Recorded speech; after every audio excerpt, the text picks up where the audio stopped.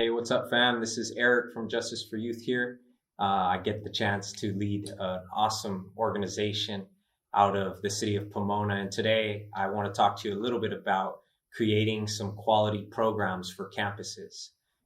In this process, I think it's very important for you to consider moving through a series of stages as a youth worker so that you can effectively create and roll out some really effective programs, and that you can see the impact not only with folks that you're interacting with, like at an administrative level or some of the teachers that are on campus, but you're really going to see that big impact when it comes to the students that you're working with. So I think one of the first stages that youth workers will have to move through is the stage of being a listener.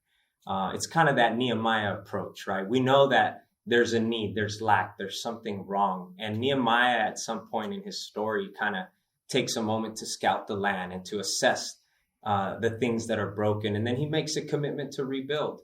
In that assessment stage, I think there's also ministry opportunities right off the bat, being a listener.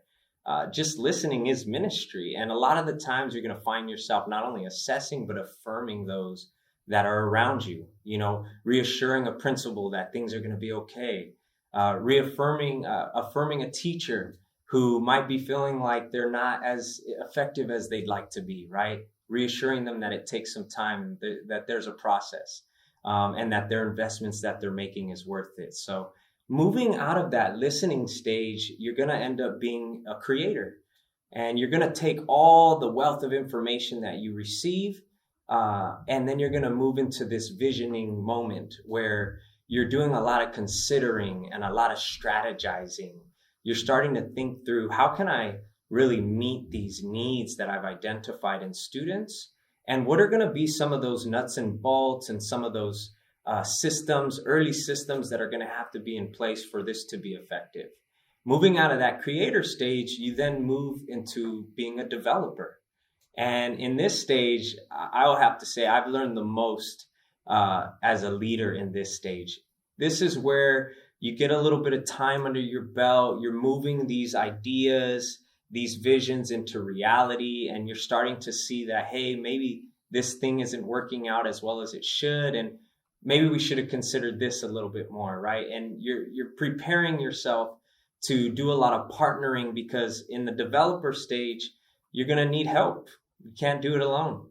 You're going to do a lot of training in this stage, and you're going to make sure that those around you are equipped with everything that they need to really be a blessing to these communities. I think of Jethro and Moses during this time, right? Like Moses had a heart to help, and he really loved his people. And there were tons of them kind of coming to him with a lot of their problems. And he was getting burned out, man. He was trying to carry the weight on his own shoulders, and Jethro pumps the brakes and he says, hold up, man, you got to do it a different way, and you got to train some capable folk. And these individuals can help you fulfill the mission. And in our case, help you fulfill the Great Commission to really share the gospel and successfully disciple these students that God has given you the opportunity to steward over. So we move from this listening stage to this creation stage, down to a developer stage, and then you really move into that practitioner stage.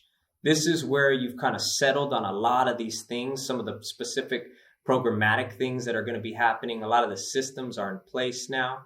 And now you're actually like rubbing shoulders with students. You're getting your hands into the dirt and messy, and you're walking with them and journeying with them in life. And you're seeing everything that God has given you in your mind and heart come to fruition. I think in this stage, you have to be very consistent. One of the things that is a fault of the church is a lot of times we come and then we go. We're there for a short period of time, but we're not in it for the long game. A lot of the times, we come in with our own agendas, and, we're pushing our own things and thoughts, and it's not working. I think in this stage, as a practitioner, you're really kind of grinding through the good times and the bads. And in the practitioning stage, there's a lot of learning happening. As a practitioner, I think any good practitioner learns from every experience. And in this stage, you want to consider learning from some of the educational trends. I always try to school people up on SEL, social emotional learning. I talk to them a little bit about PBIS, right? Positive Behavior Intervention Supports, on what AVID is. Because every 6 to 8 years in the school system, in the educational field, there's these trends that we have to kind of be up on game with. And we kind of always have to be ready to adjust and align ourselves with some of these things that are happening. Moving from a listener to a creator, to a developer, to a practitioner, and then finally, you're going to always want to be somebody who's ready to pivot. You're going to want to be flexible. We do programs on campus, and a lot of the times when we got started early in the game, we saw like, man, year one wasn't really successful. It was a pilot season, right? Year two, we got a little bit better, but then we still saw some things kind of go wrong. So in year three, it's usually in that time where we saw the most results, right? That long-term commitment and commitment to excellence and commitment to programs, giving it a time, the proper time for it to evolve and develop, right? But being a pivoter means that in every moment, you're ready to shift, you're a chameleon, you're able to move with educational trends, with the trends of the youth culture, and you can manage the demands of the administrators who you're serving at times too.